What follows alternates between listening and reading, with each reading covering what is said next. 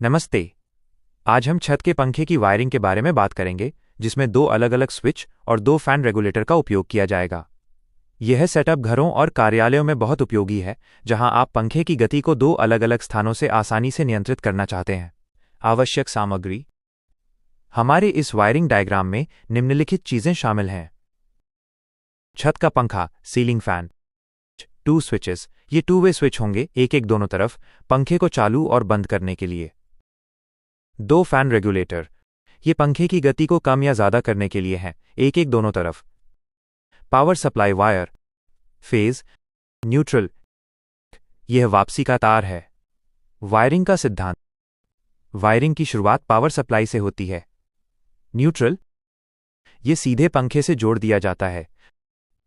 Phase, यह पंखे तक पहुंचने से पहले स्विच और रेगुलेटर से होकर गुजरता है। स्विच का कार्य। प्रत्येक स्विच पंखे के लिए नियंत्रक का काम करता है।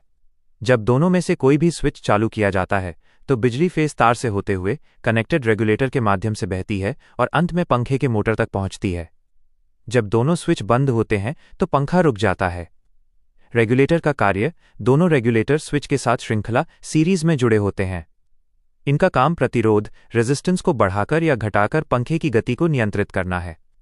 ये पंखे को दी जाने वाली वोल्टेज को समायोजित करते हैं, जिससे उसकी गति बदल जाती है। सर्किट कार्यप्रणाली। Power flow, power phase line से निकलकर पहले चयनित स्विच में जाती है। स्पीड एडजस्टमेंट, स्विच से करंट रेगुलेटर से होकर गुजरता है। रेगुलेटर पंखे की गति को समायोजित करता है। मोटर तक प्रवाह, अंत में करंट पंखे के मोटर में जाता है और न्यूट्रल तार के साथ मिलकर सर्किट को पूरा करता है। यह वायरिंग प्रणाली आपको अलग अलग स्थानों से पंखे को नियंत्रित करने की सुविधा प्रदान करती है, जो बहुत सुविधाजनक है।